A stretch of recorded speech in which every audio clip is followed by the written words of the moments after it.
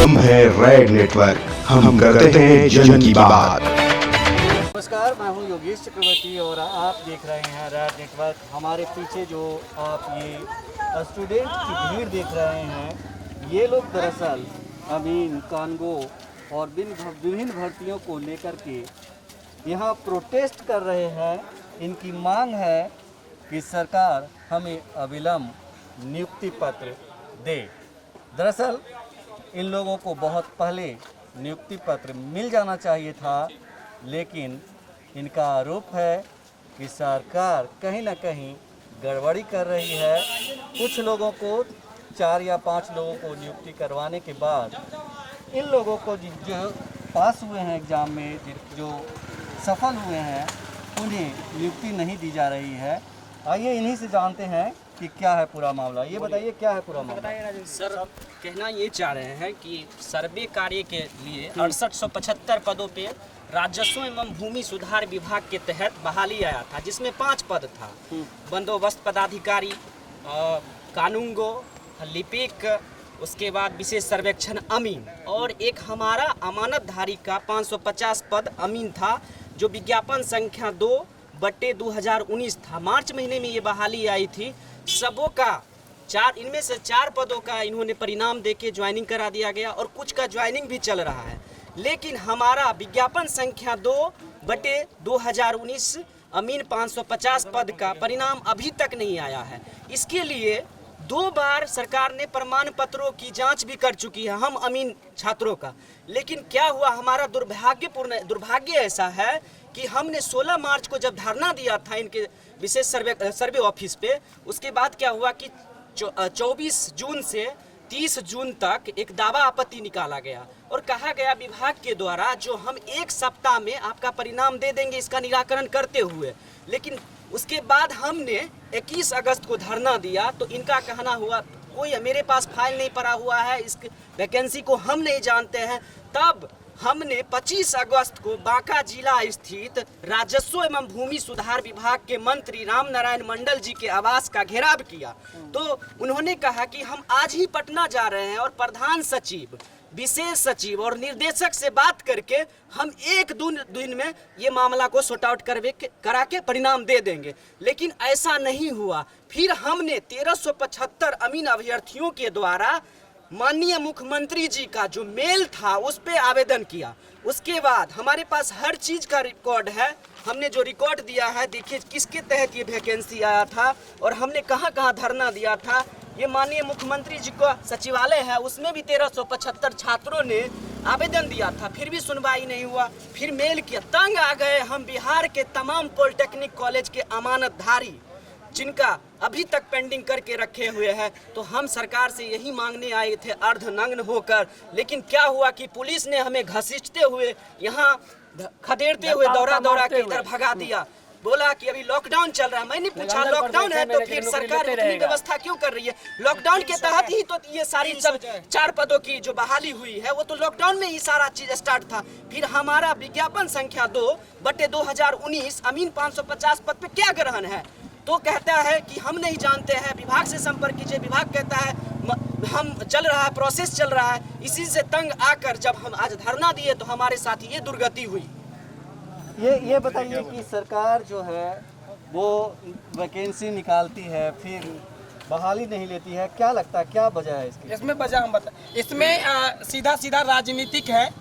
बिहार के तमाम अमीन छात्रों के साथ इसीलिए इस तरह के व्यवहार कर रहा है क्योंकि अमीन के छात्र लगातार अपने हक और अधिकार की लड़ाई लड़ने का काम किया है। क्योंकि शुरू से ही अमीन के 550 को जो है सो साइड कर दिया गया।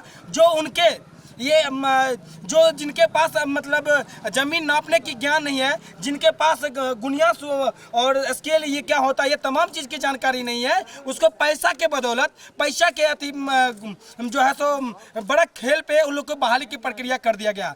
लेकिन एक ही साथ 5 पद पे बहाली होना था, नहीं किया।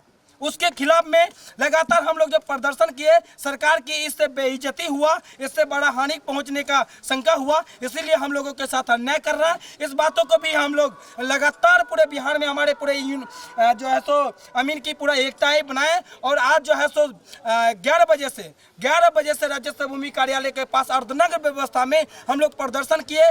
पूरे के पूरे जो है सो मिट्टी के तेल से हम लोग जो है सो पूरा चैलेंज किए कि अगर हम लोगों की परिणाम की प्रक्रिया अगर सचमुच में तथ्य रूप से नहीं आता है तो हम लोग जो है सो मिट्टी के तेल छिड़क के हम लोग जो आत्मदाह करेंगे, अपने अंतिम सांस तक यहाँ पे संघर्ष करेंगे और अमीन की 550 की बहाली जो है उसको करवा के रहेंगे। पुनः हम लोगों के जो है सो प्रशासनिक व्यवस्था के द्वारा हमें धकेला गया, तमाम छात्रों को लाठी डंडा से यहाँ पर धकेल कर नीतीश कुमार की तानाशाह सरकार के जो प्रशासन है वो एक नंबर अहंकार में चूर, उनके अधिकारियों भी अहंकार में चूर है। उन लोगों ने हम लोगों पे जो विभिन्न प्रकार का हवाला दे करके वहाँ से भगाने का काम किया है। फिर भी हम लोग मानवता दिखाते हुए पुनः हम लोग लड़ाई लड़ने के लिए ये बताइए कि सरकार अभी विधानसभा का चुनाव का वक्त है, कुछ दिनों के बाद चुनाव होंगे, सरकार को इस बात का भी तो डर नहीं है? सरकार को बिल्कुल भी डर नहीं है, लेकिन मैं आपको यहाँ से सरकार को खुला चुनौती दे रहे हैं कि अगर 550 अमीन की बहाली पूरी विधानसभा से पहले अगर नहीं करता है तो पूरे 550 के अमीन पूरे बिहार के हर जिला में जा करके नीतीश कुमार की ये कुकर्तिक का और उनके विभाग के मंत्री राम नारायण मंडल और उनके जो भी राजस्व कर्मी के अधिकारी है सभी का मतलब सच्चाई अच्छाई का हम लोग पूरे बिहार में डंका के चोट पे उनके खिलाफ में प्रदर्शन करेंगे। और उनके जो बिहार के युवा, जो बिहार के अमीन छात्र उनको गद्दी पर बैठाने का काम किया है, वही बिहार के छात्रों को कान पकड़ कर अमीन के तमाम छात्र उसको बिहार के गद्दी पर से उतार करके दिखा देगा कि अमीन की 550 छात्रों की क्या ताकत है। तो ये इस तरह से छात्र जो है यहाँ अपने हक की लड़ाई लड़ रहे हैं।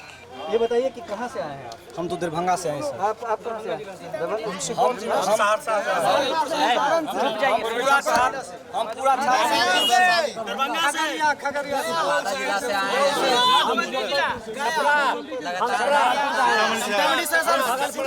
तो ये राज्य के स्टूडेंट है, राज्य के कोने कोने से, राज्य के 38 जिले से आए हुए हैं और अपने हक के लिए आवाज़ बुलंद कर रहे हैं।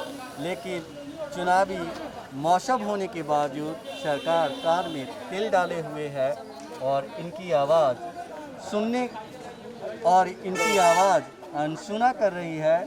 जैसा कि आपने सुना, ये छात्र कह रहे हैं कि अगर सरकार जो है इस पर तुरंत फौरन फैसला नहीं लेती तो ये लोग आने वाले विधानसभा चुनाव में नीतीश सरकार के खिलाफ प्रचार करेंगे। ये बताइए कि आप लोग दरभंगा से चल के आए हैं, अभी लॉकडाउन का समय है तो आने में बहुत मुश्किल हुई होगी। हम लोग दरभंगा से आए हैं सर। हम लोग उससे सब क्षेत्र से आते हैं, बाढ़ से पूरा प्रभावित हैं। नाव से हम लोग आए हैं, मैंने 20 किलोमीटर। उसके बाद हम लोग ऑटो कैसे करते हुए दरभंगा पहुंचे हैं। 300 किलोमीटर से 2 दिन पहले चले हैं, अब फिर आए हैं, अब फिर किसी प्रकार जाएंगे। हम लोग गरीब फैमिली से 4 बार आ चुके हैं। रास्ते में गाड़ी भी पकड़ लिया गया है वहाँ दरभंगा से आते समय। हम तो जान पर खेल के आ रहे थे, नाव ही पलटी मार गया वहाँ हायाघाट करे नदी में, तो फिर तैर के पार के दरभंगा, फिर कपड़ा बदले उसके बाद आए।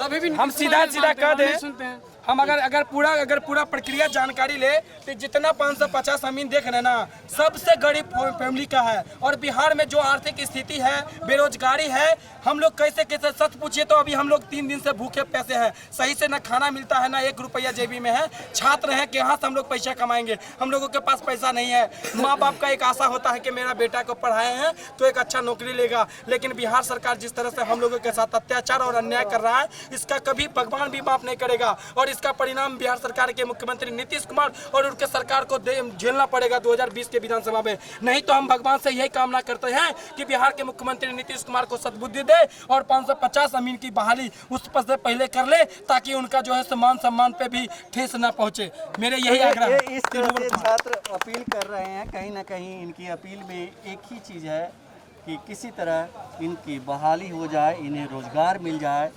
और रोजगार, क्योंकि ये जो अमीन और के स्टूडेंट हैं, 550 जो छात्र हैं, अमीनगिरी वही करते हैं ज़्यादातर जिनका बैकग्राउंड बहुत ही अच्छा नहीं होता और ये लोग किसी तरह रोजगार करके अपना जीवन यापन करना चाहते हैं, लेकिन सरकार की नीतियों की वजह से उस पर ग्रहण लगा है।